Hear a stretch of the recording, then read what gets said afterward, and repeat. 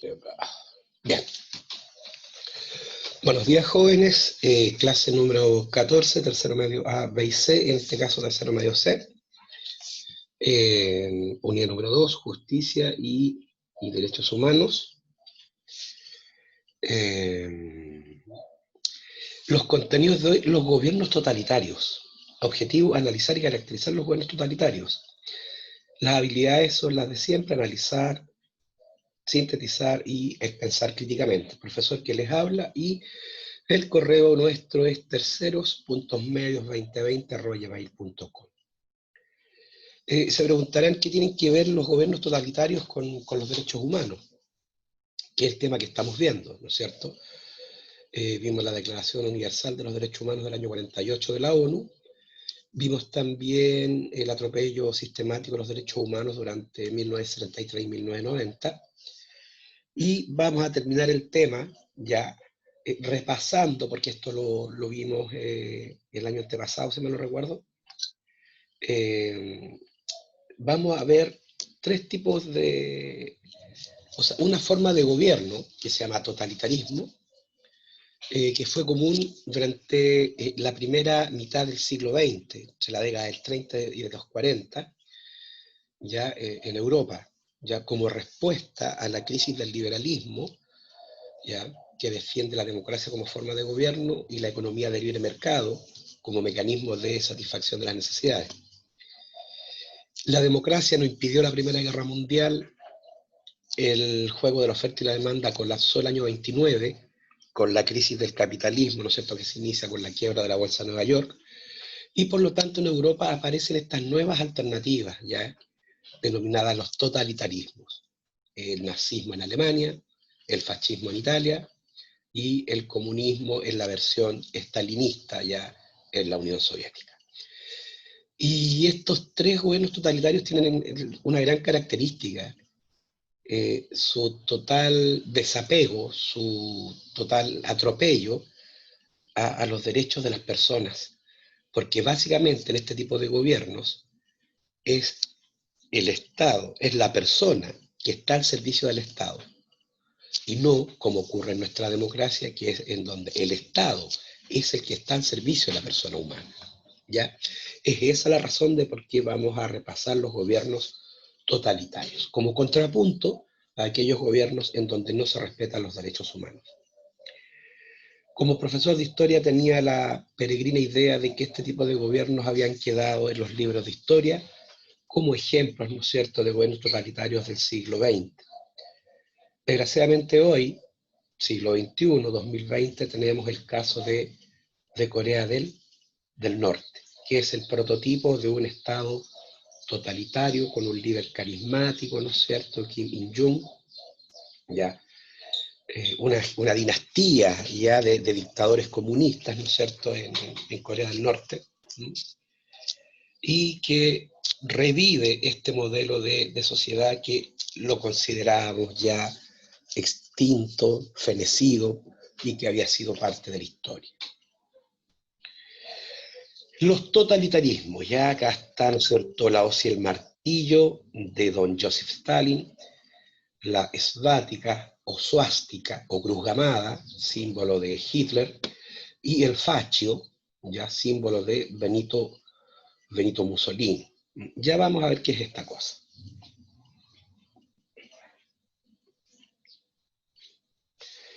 Características generales de los gobiernos totalitarios. Esto les va a parecer conocido, muchachos, porque ya lo vieron y lo vimos. Características generales de los gobiernos totalitarios: un sólido control de todas las esferas de la sociedad, escuelas, sindicatos, gremios, ¿no es cierto?, empresas, todo está bajo el control del partido único, un solo partido. ¿Cuál es uno de los principios de la democracia? El pluripartidismo.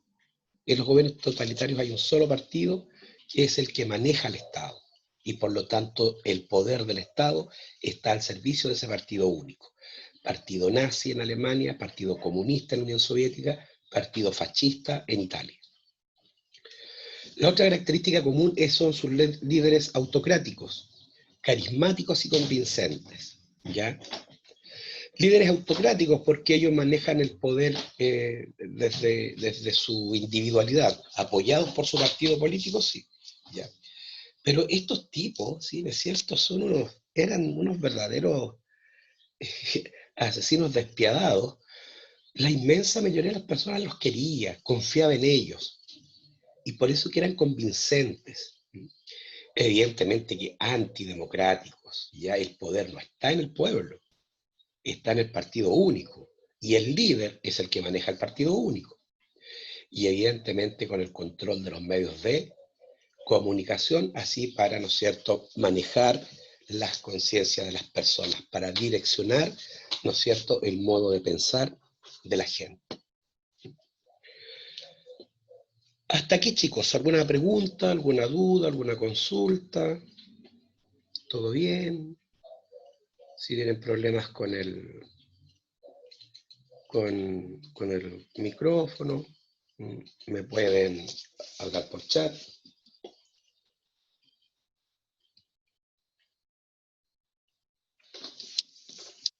¿Todo bien? ¿Sí? Sí, profe. ¿Sí? Sí, profe. ¿No lo vimos, se acuerdan? ¿O no se acuerdan?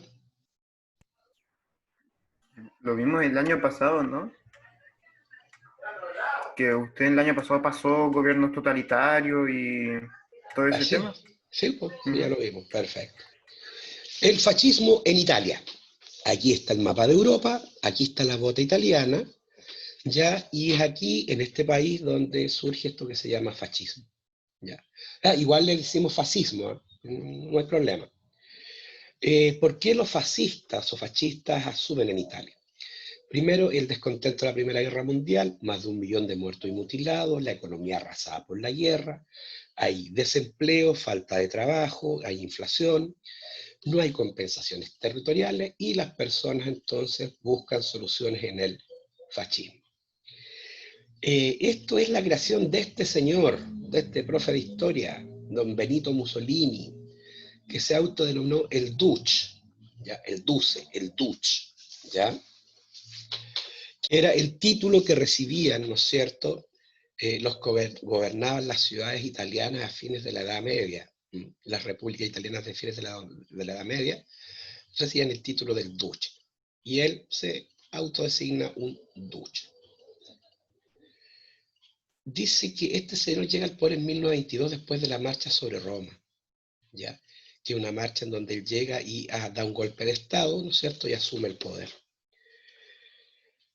Este es un facho, las faches, ya esto es un hacha, y estas son varillas, que iban en un estuche, ya estas las usaban los lictores, que eran los que impartían justicia durante el Imperio Romano.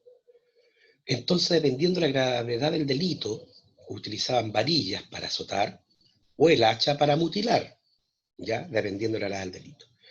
Y Mussolini toma el faces se escribe, y lo toma como símbolo del partido que él crea, y por eso que los denomina fascista, ¿ya? O sea, seguidores de la ley, del orden, ¿no es cierto? Básicamente esa es la idea.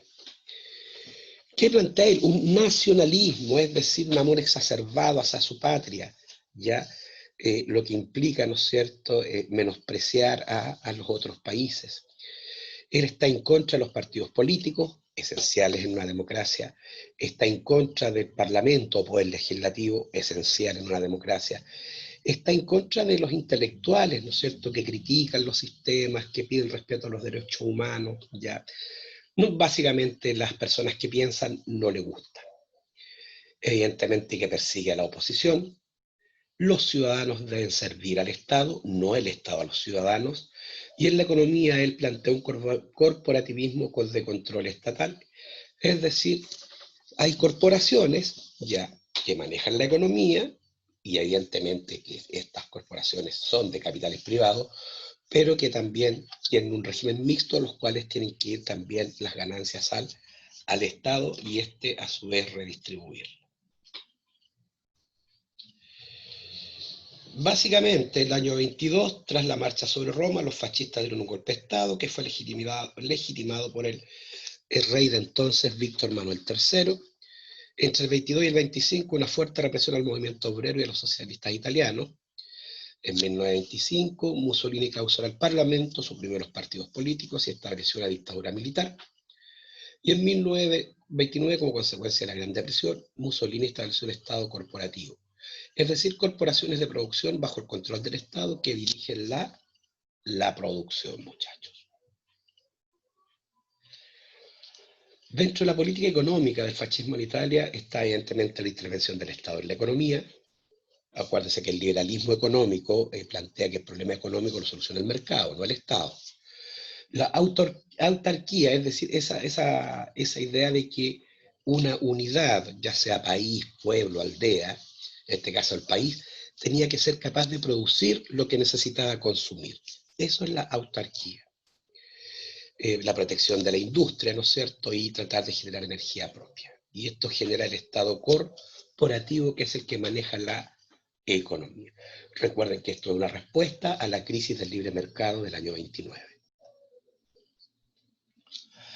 Aquí está, ¿no es cierto?, fascismo y libertad. Acá está el facho, las varillas, el estuche, el hacha, ¿ya? Aquí está Partido Nacional Fascista, ¿ya? Aquí está el facho de nuevo, ahí hay un hacha, la bandera de Italia con los colores de Italia.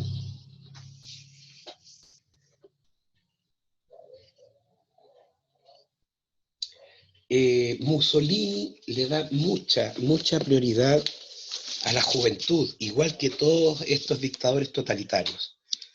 Y él, en el año 1906, crea la Ópera Nazionale Valilla, ¿ya?, que dura entre 1926 y 1937.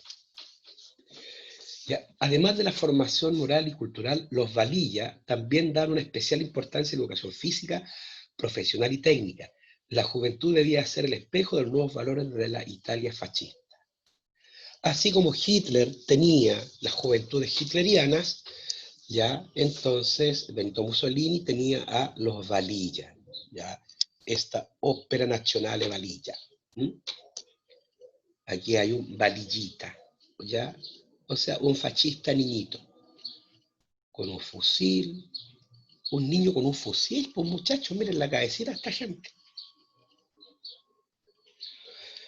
La otra gran característica de los gobiernos totalitarios es la propaganda, ¿no es cierto?, que exalta la figura del líder, en este caso Benito Mussolini. Esta estampilla recuerda, ¿no es cierto?, el pacto entre la Alemania nazi de Hitler y la Italia fascista o fascista de Benito Mussolini. El eje Roma-Berlín, ¿ya? Aquí Mussolini, ¿no es cierto?, que él invade Etiopía, ¿no es cierto?, y lo anexa a Italia por esta idea también de la extensión territorial del imperialismo, ¿ya? Recuerden que Italia es la cuna del Imperio Romano, ¿ya? Benito Mussolini quería reverdecer los laureles del antiguo Imperio Romano, ¿ya? Y eso revela otra gran característica de los dictadores totalitarios, que es su megalomanía, ¿ya? Básicamente esos son delirios de grandeza, ¿ya? Querer instaurar un imperio al estilo romano en el siglo XX era casi imposible. Es un líder carismático, tienen mucho poder de convencimiento, eso que se llama oratoria, que es la capacidad de conmover a las personas mediante el habla. Eso es un orador. Estos tipos gestualizan, hablan con el cuerpo, llaman a las masas, apelan a los sentimientos de nacionalidad, a los sentimientos de superioridad, apelan a la historia que tuvieron, donde fueron los líderes, amos y señores de toda Europa, ¿ya? El líder carismático. Bien. Respecto del fascismo o fascismo italiano, ¿alguna pregunta, chicos? ¿Alguna preguntita? No, profe.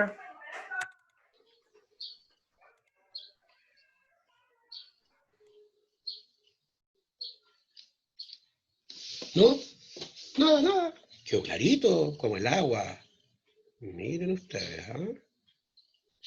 Como el Sí, agua. profe, está todo claro. ¿Está clarito? Ya. Ujú.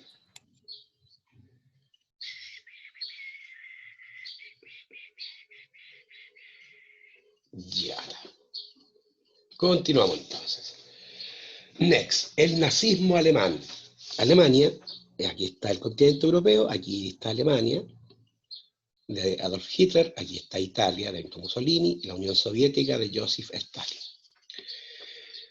Muy parecido a lo que le pasó a Italia, el Tratado de Versalles, ya que tuvo que firmar Alemania, donde le pusieron condiciones leoninas, apelación al sentimiento nacionalista, esta Alemania humillada, ya que había perdido en la guerra, ¿no es cierto? Intentaron establecer después de la Primera Guerra Mundial una república, la que no le resultó, la República de Weimar, porque fue en la ciudad de Weimar donde se trató de instalar.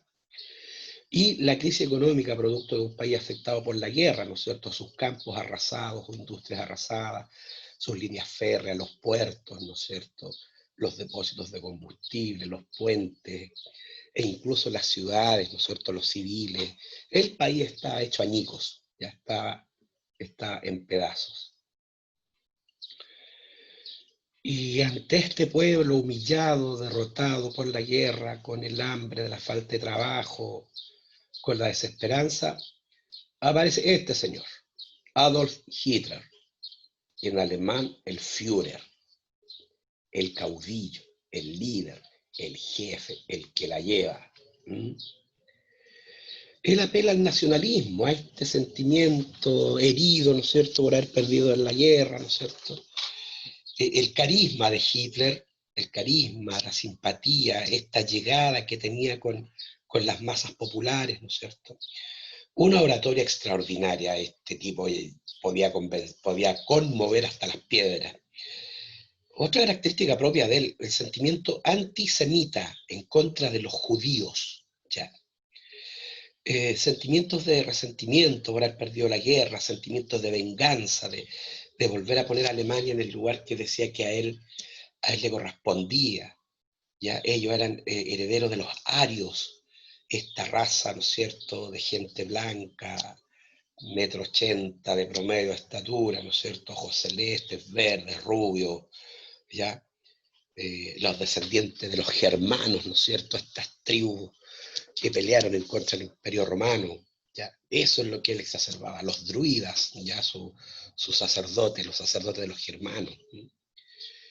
Todas sus ideas él las escribió en un libro que se llamaba Mein Kampf, que significa mi lucha, ¿ya?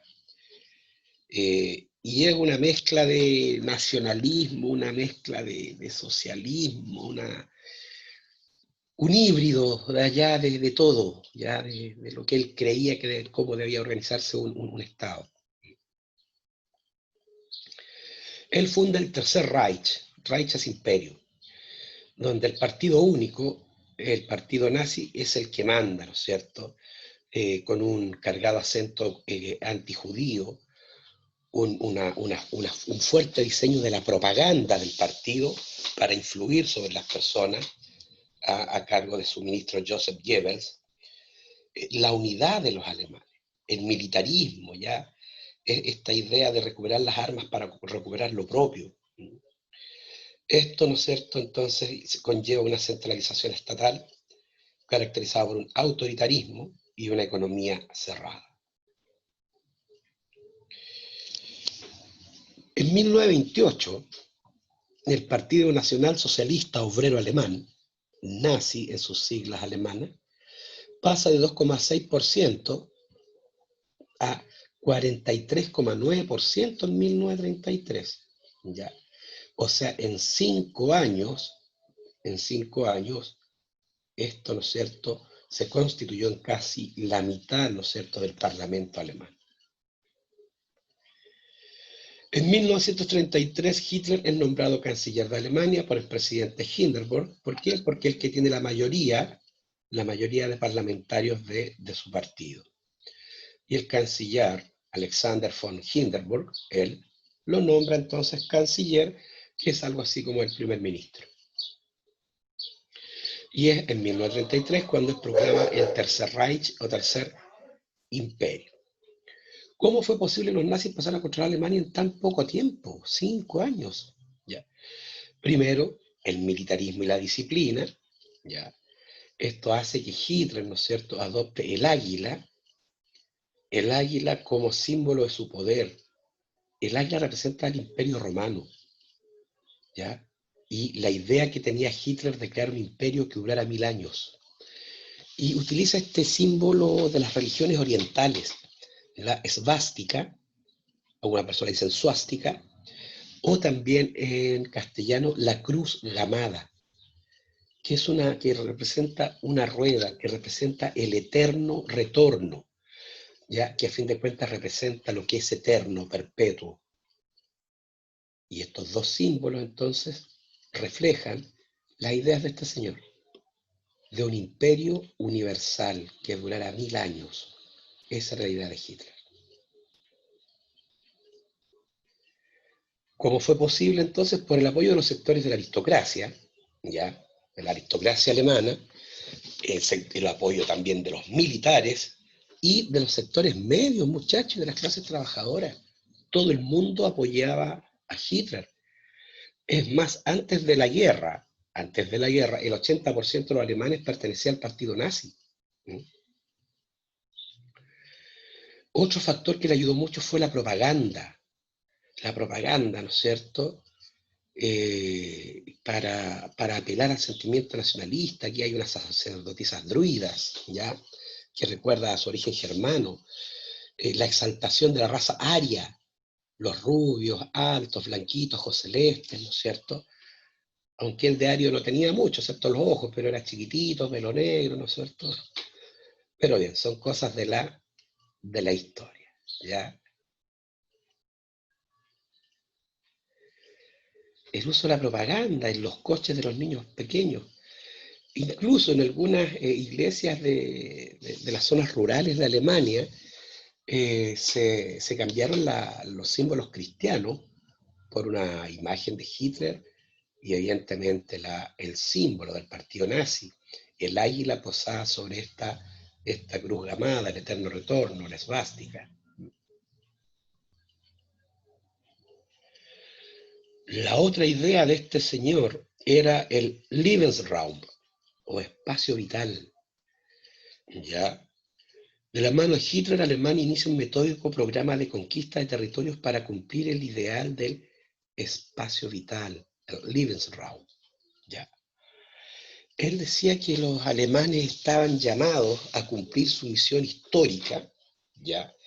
La que era evidentemente dominar a los demás países de la Tierra, ¿ya? Y a un grupo en especial, los judíos, había que lisa y llanamente eliminarlos. Por lo tanto, este señor, con la idea del espacio vital, el Lebensraum, empieza con el expansionismo. Lo primero que hace, que en el año 33, Alemania deja de pertenecer a la Sociedad de Naciones, que es la antecesora de la ONU, que desgraciadamente no tuvo buen resultado. ¿Ya? Entonces la expansión alemana. ¿Ya? Primero, ellos anexan la región del Sarre, acá está en verdecito, lo incorporan a Alemania. Después, esta que está acá en rosado, la región de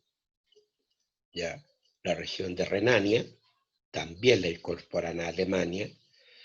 Después incorporan a Austria en el Anschluss y después la región oeste de la ex Checoslovaquia, ya los Sudetes, ya. Y así Alemania empieza poquito a poquito a expandirse, ya. En 1936 establece una alianza estratégica con Mussolini, lo que se llamó el eje Berlín, por ser la capital de Alemania, y Roma por ser la capital de Italia. ¿Ya?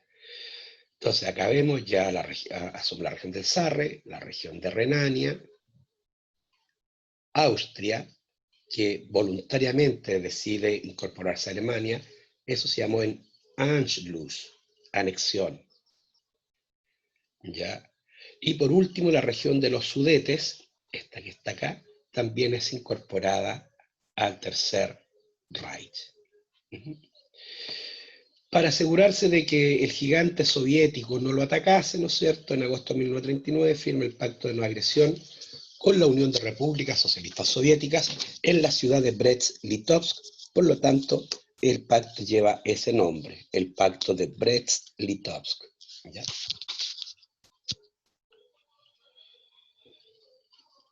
Y aquí está la otra tristemente célebre característica de los nazis, ¿no es cierto?, el problema judío y la supremacía aria. Ya, o sea, los blancos, rubios, ojitos celestes y altos, ya, son superiores a todas las demás razas. Y le da con los judíos, el año 1935 establece las leyes de Nuremberg, discriminación en contra de los judíos, y en 1938 organiza un sistemático ataque en contra de los templos judíos, que se llaman sinagogas, sus casas y locales comerciales. La tristemente célebre Noche de los Cristales Rotos en 1938. Aquí entonces la ideología de las SS veía el exterminio de los judíos como una misión histórica universal, ¿ya?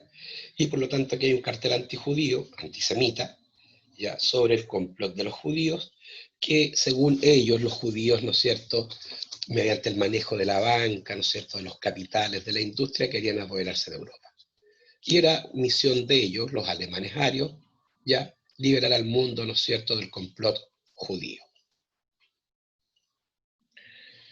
Propaganda antijudía, un libro infantil editado por el partido nazi. La ilustración contrata el limpio y trabajador hombre ario con el panzudo y maligno judío, la peor plaga de todo el Reich. Ellos. Así veían a los judíos. Bueno, sabemos cómo termina esto, los campos de concentración, ¿no es cierto?, las atrocidades a los que fueron sometidos judíos, pero no solamente judíos, testigos de Jehová, homosexuales, personas con discapacidad mental, comunistas, que ingresaron a prisioneros de guerra, que ingresaron a estos campos de concentración y después campos de exterminio.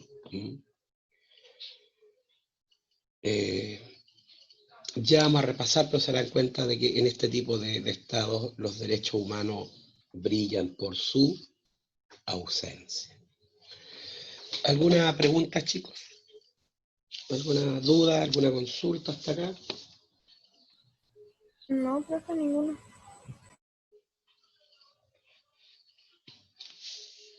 ¿No? ¿Ninguna? Perfecto. ¿No, profe? Ya. Me quedan 9 minutitos nomás, chatas. Ya. Estalinismo en la Unión Soviética, 1929-1953. Joseph Stalin es este señor. Él nació en 1878 y muere en 1953.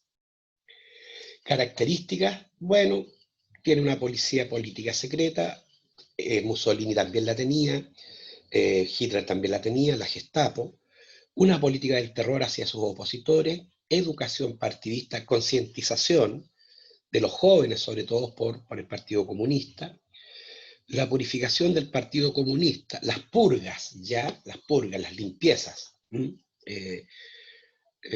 Hitler a todo comunista que no estaba de acuerdo con él, lo mató o si no lo mandó preso a Siberia para que se murieran de frío. Y evidentemente el culto a la personalidad.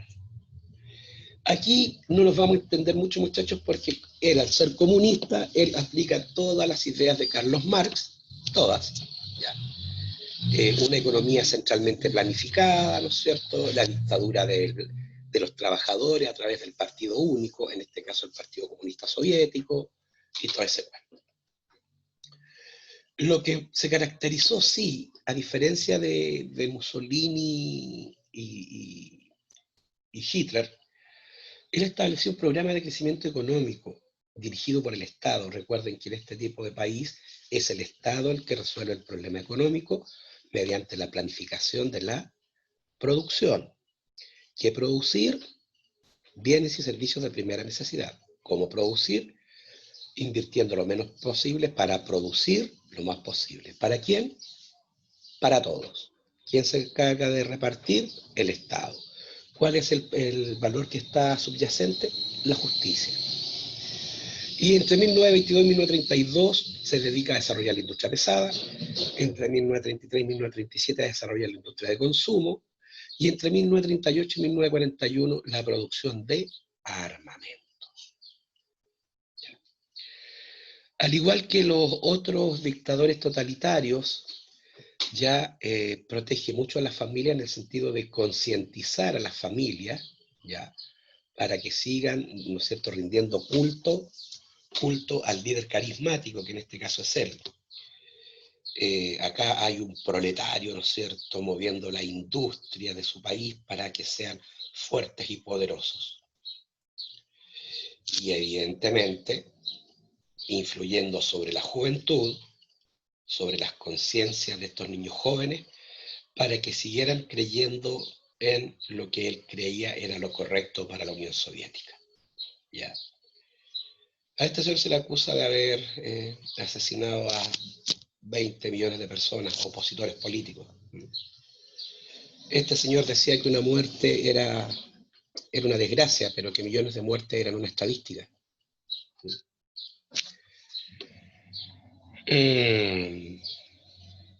Y eso. Entonces, como conclusión, veíamos los derechos humanos, ¿no es cierto?, a estos que poseemos todos los seres humanos por el solo hecho de existir. Recordemos que los derechos y libertades que nos aseguran las leyes, las declaraciones como la de las Naciones Unidas del año 48, como los derechos asegurados, los derechos y libertades asegurados en la Constitución de 1980, en nuestro caso de Chile, son letra muerta si nosotros los ciudadanos no hacemos carne la democracia, el gobierno de los ciudadanos, del pueblo, donde tenemos libertad de expresión, libertad de locomoción, libertad de emitir opinión, donde no tenemos censura, donde podemos hacer lo que queramos siempre y cuando no dañemos al otro. Podemos ir y venir donde queramos, si queremos nos casamos, si no queremos no nos casamos, donde elegimos nuestra orientación sexual, donde elegimos a nuestros amigos, donde elegimos a qué grupo pertenecer o a cuál no pertenecer, donde cada cierto tiempo elegimos a las personas que van a gobernar en nombre nuestro. Eso es la democracia. Y la democracia se funda en el respeto a los derechos humanos. En los gobiernos totalitarios, los derechos humanos no existen. Es la persona la que está al servicio del Estado, y no el Estado al servicio de la persona humana, como las democracias. Por eso que les quise recordar los gobiernos totalitarios. Y por eso les recordé a Kim Il-jung, que hoy día, siglo XX, 2020, ha instalado un Estado totalitario en Corea del Norte. Y en donde ningún país puede intervenir, ya, porque cada país es soberano, es decir, tiene el derecho a organizarse como mejor le parezca. No creo que a los norcoreanos le parezca ese sistema de gobierno, pero si no obedecen, los matan. Así que eso también es comprensible. ¿Alguna pregunta, chicos? No, profe, ninguna. No, profe. Ya, chicos, vamos a dejar de grabar. No se me arranquen todavía, que no me va a pasar lista. No se me arranquen.